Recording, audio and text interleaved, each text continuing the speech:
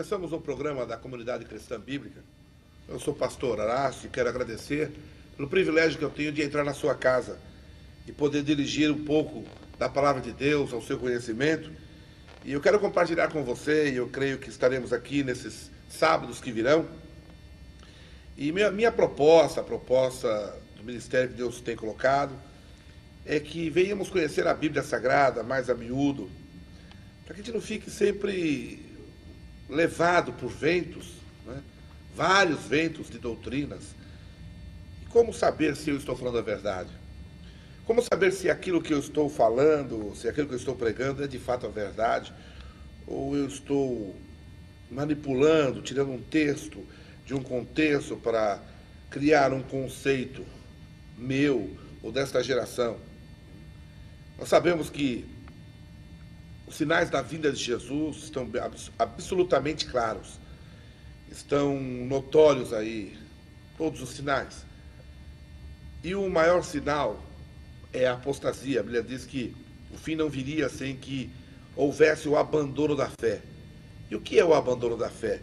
Quando mais se fala de fé, mais se fala em ter fé em Deus, e parece que, como nunca, se tem tão pouca fé em Deus.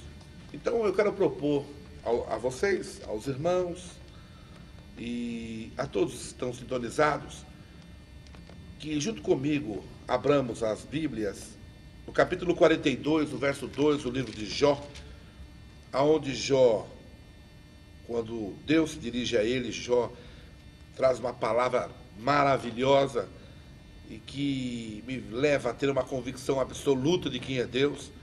Diz o seguinte: bem sei, diz Jó, bem sei, saber com profundidade, saber com convicção, que tudo podes, tudo, Ele é Deus, e que nenhum dos teus pensamentos, nenhum dos teus conselhos podem ser impedidos. Uma outra versão diz que nenhum dos teus planos pode ser frustrado. E quando eu penso nisso, eu tenho que reconhecer que Deus é soberano, é Senhor, imutável, glorioso.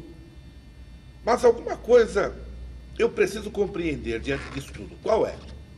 É o seguinte: se Deus é, eu digo se Deus é, não porque eu não creia, mas conjecturando eu digo, se Deus é todo-poderoso, Senhor eterno, soberano, e os seus planos não podem ser frustrados, uma pergunta: Deus tinha uma corte celestial e de repente subiu uma intenção maligna no coração de Lúcifer para que fosse igual ao Altíssimo.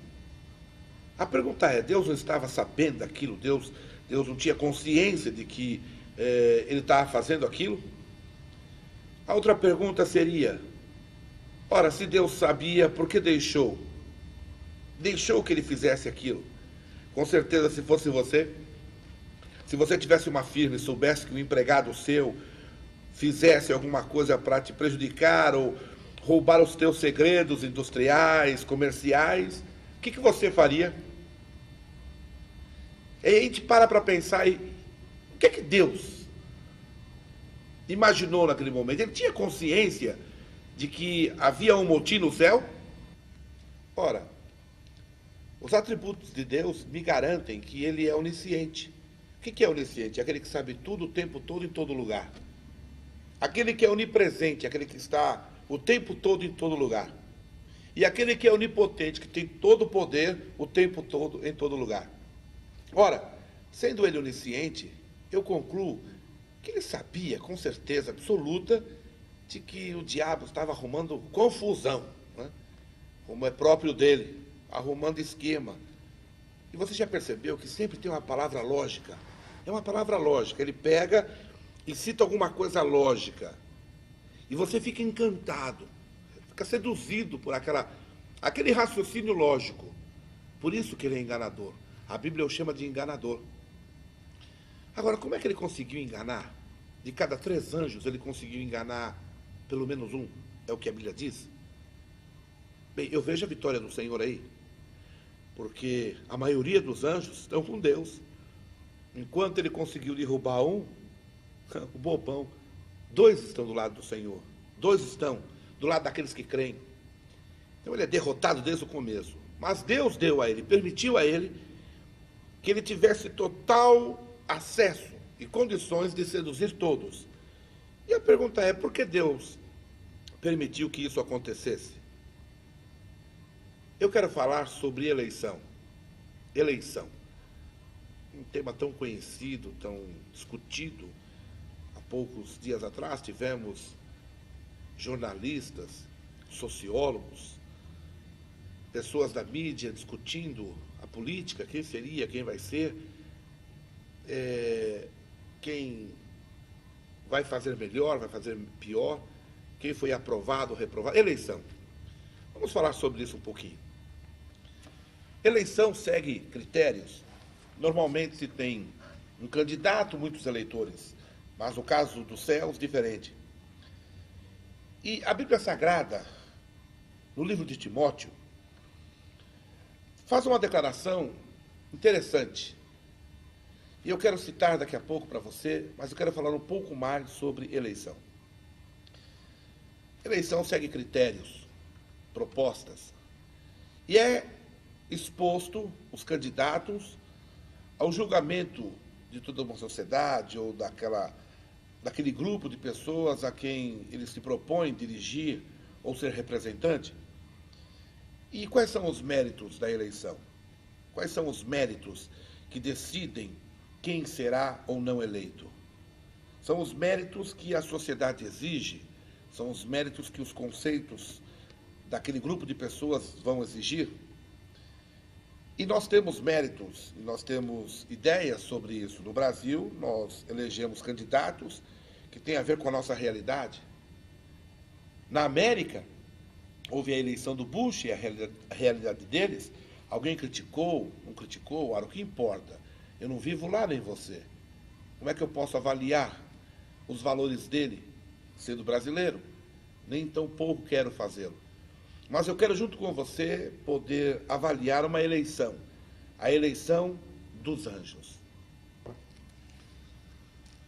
Eu quero ler com você uma carta que o apóstolo Paulo escreveu a Timóteo, ao jovem Timóteo, no seu capítulo 5, no verso 21, diz assim: conjuro-te diante de Deus e do Senhor Jesus Cristo e dos anjos eleitos, que sem prevenção guarde estas coisas, nada fazendo por parcialidade.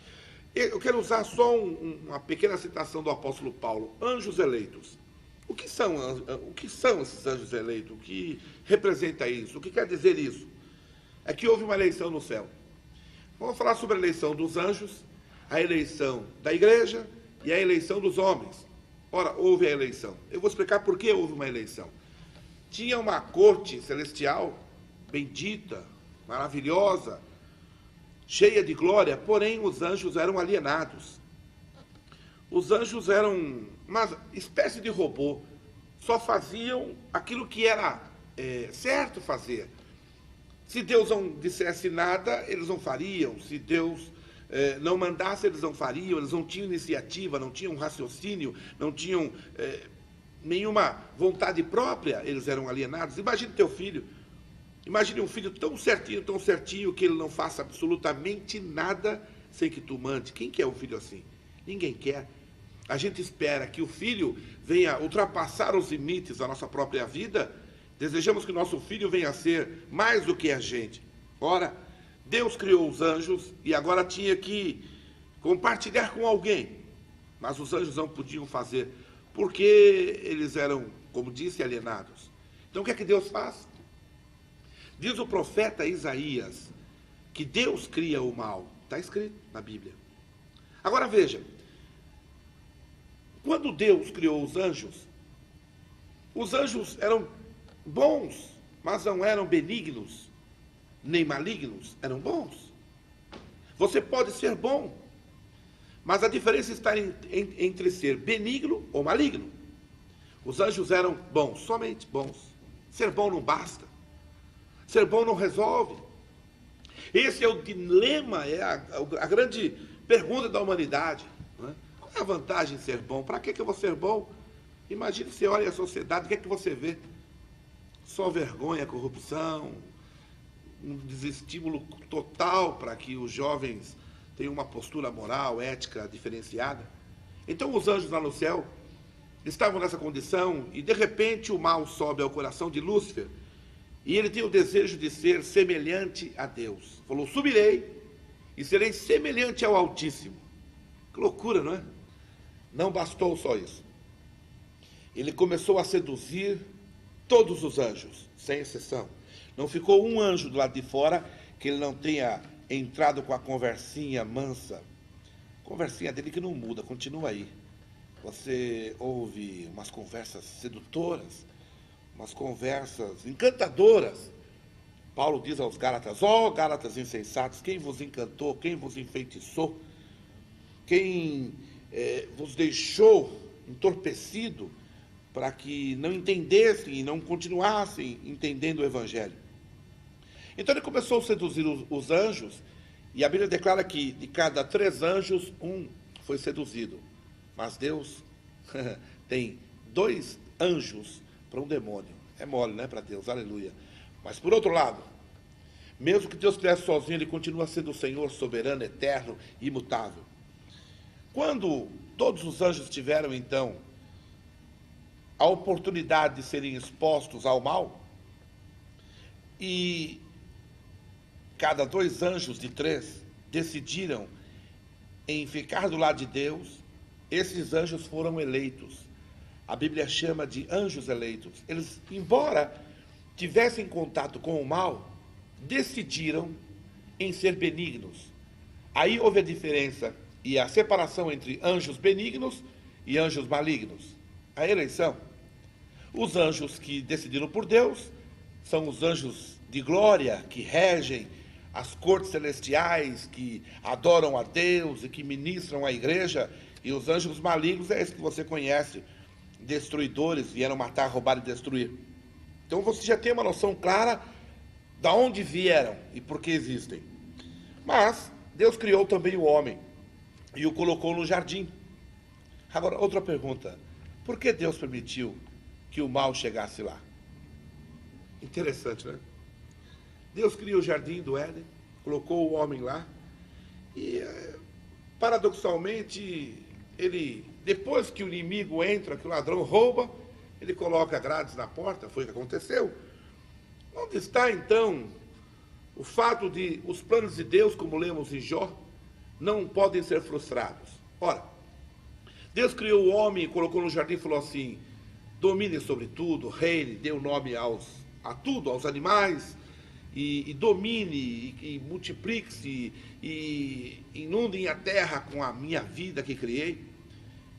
E de repente, a Bíblia não fala, mas eu acredito que não foi no dia seguinte, nem no decorrer de alguns dias, mas aquela velha serpente que lá no céu, então seduzira aquele 1/3 dos anjos, agora na terra, muitos ciúmes, porque Deus tinha declarado que o homem era algo muito bom. Deus está dizendo a você que você é algo muito bom, que você é muito bom aos olhos dele. Você vale tanto para Deus, eu tenho tanto valor para Deus, que Deus enviou Jesus Cristo a morrer na cruz do Calvário para me dar vida, e a você também, vida eterna. Já parou para pensar?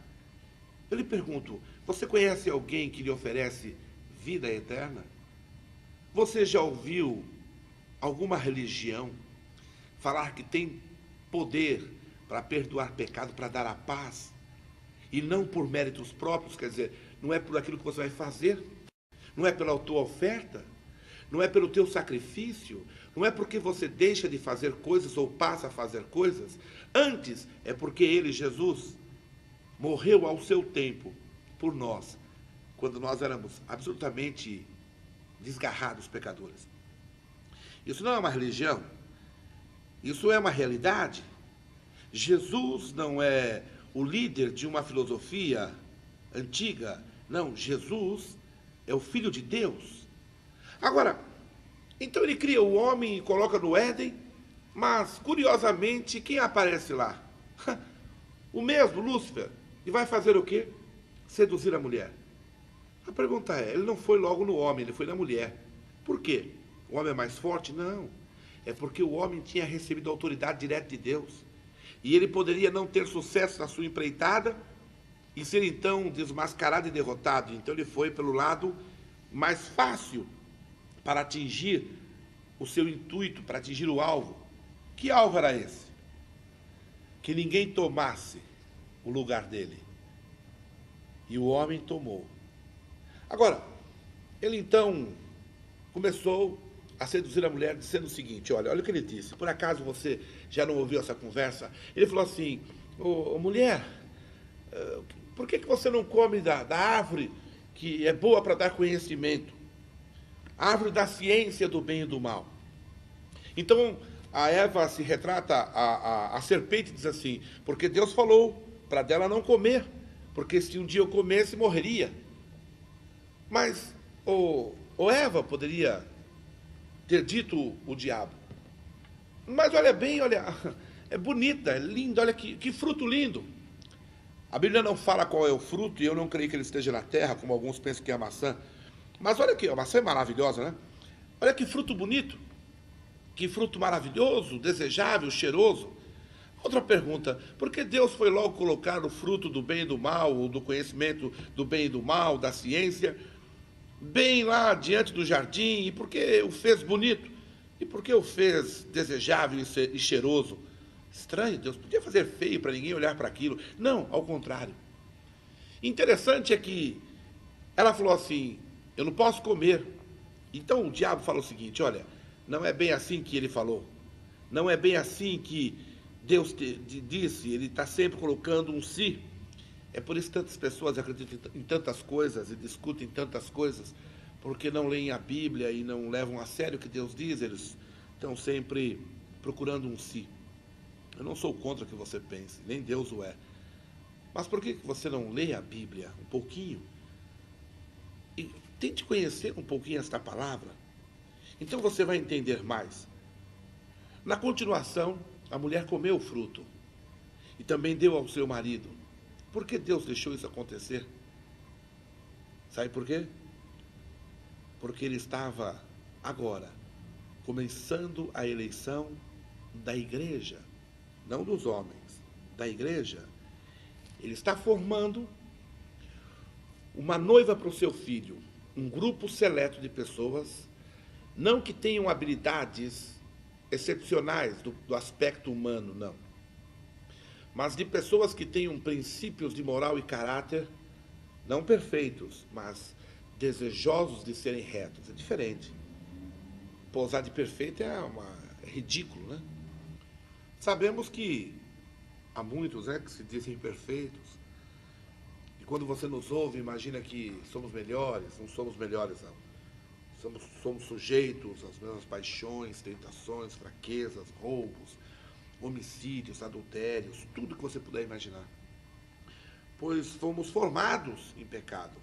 Agora, qual a diferença? A diferença é que, embora estejamos expostos todos ao mal que aconteceu após a queda do homem, não é? Todos os filhos de Adão passaram a ser herdeiros geneticamente do mal e do conhecimento do bem e do mal. Nem tão profundo o conhecimento, nem tanto profundo do bem, nem tão pouco do mal, mas de ambos. E agora, então, o Senhor Deus, para mostrar a sua misericórdia e a bondade e declarar o seu envolvimento com o homem, ele, ao procurar Adão e Eva no Éden, porque é hábito de Deus procurar o homem, na viração da tarde eu procurava, hoje ele procura você, é ele que escolheu a nós primeiro, não foi ao contrário, é sempre Deus que dá o primeiro passo. Então ele foi falar com Adão, Adão se escondia e ele perguntou, por que você se esconde? E ele respondeu, estou nu. E o Senhor Deus falou assim, você comeu do fruto da árvore do conhecimento do bem e do mal? Você comeu da árvore que eu falei para não comer? Agora, volte um pouquinho. É claro que ele podia falar, Deus, o Senhor fez algo tão lindo, tão bonito, tão desejável, e eu, puxa vida, fui seduzido. Mas ele falou o seguinte: não fui eu, foi a mulher. A gente é sempre assim, né? Eu nunca sou culpado, sempre é o outro. É humano, isso é humano.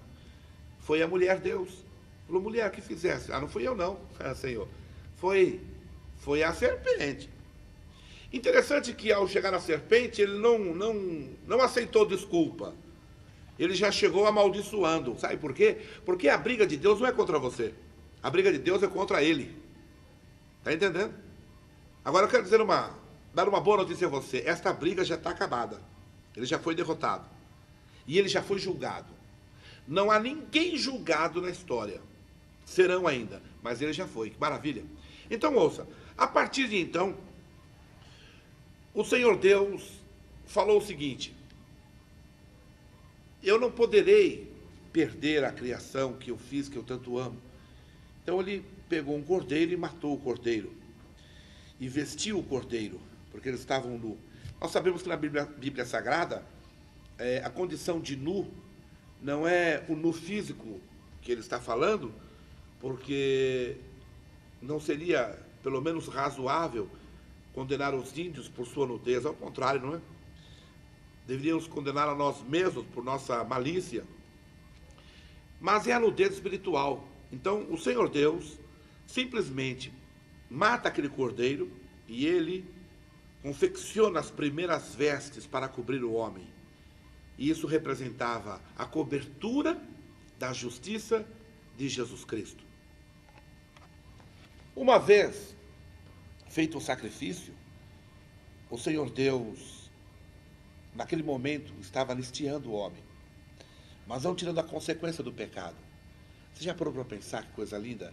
Deus não perdeu o primeiro casal, nem Adão nem Eva. Eles estão na glória. E é fácil entender isso. Veja a educação que ele deu para os filhos. Os filhos de Adão foram pessoas que buscaram a Deus. Ele ensinou a Abel, ele ensinou a Caim a buscarem a Deus. O problema de Caim foi que ele não levou a sério, não é, as orientações do pai e tentou fazer um culto diferenciado. Os velhos nicolaítas que querem mudar a verdade de Deus em mentira de homens. Sabe aqueles que dizem que não se pode mais cultuar assim? Eu cheguei ao ponto de ouvir uma certa pessoa dizer que o inário, a harpa cristã, era cheio de bobagens. Ele não conhece a verdade do Senhor. Ou, eu não estou dizendo que ele não seja salvo, mas como alguém que tem o Espírito Santo pode dizer que um inário maravilhoso, não é? Como o cantor cristão, salmos e hinos, tão belas canções, que aquele que tem o Espírito Santo não consegue ficar indiferente quando esses hinos são tocados. Muito bem. Adão, ao meu ver, está na glória. Agora, a partir de então, houve um pregador chamado Noé. Ele apregoava o juízo de Deus, assim como hoje pregamos também. Não se acreditava. Estávamos então começando a eleição da igreja. Alguém pode perguntar assim: não, mas não é a eleição dos homens? Não.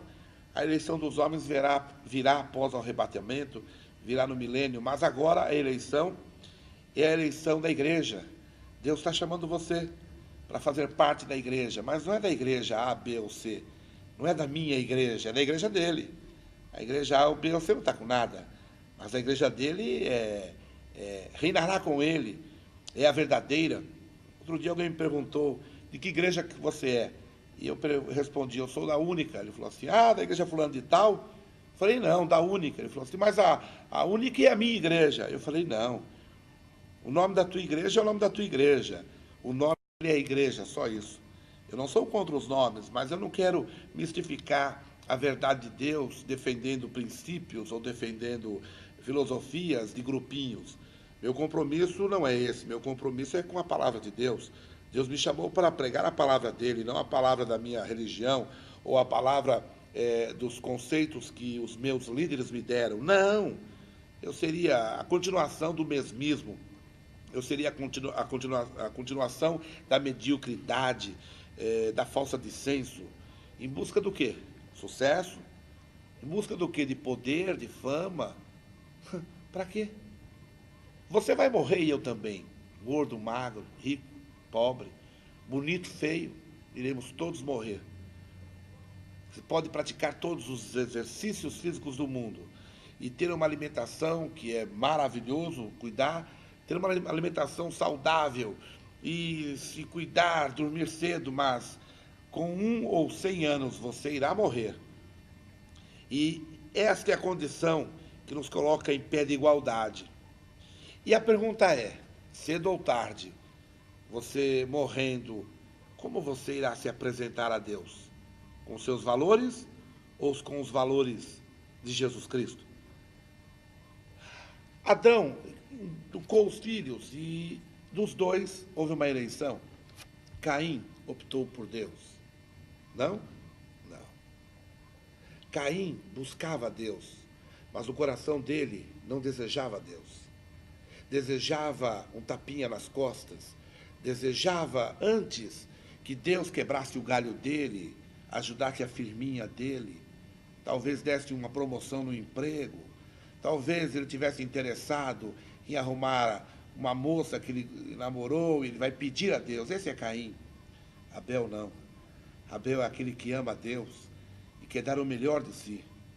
Ora, se Deus me abençoar com prosperidade, eu vou louvá-lo.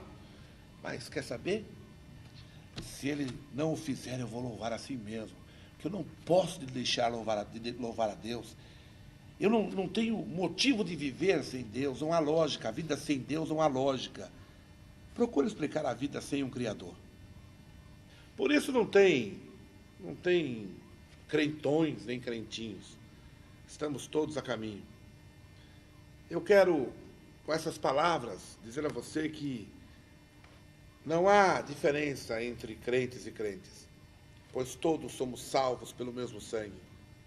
É impressionante, não é, como temos se dividido em grupos, achando que o seu grupo, ou o meu grupo, está mais lavado com maior quantidade do sangue de Jesus do que o outro grupo. E criando uma série de conceitos absolutamente equivocados.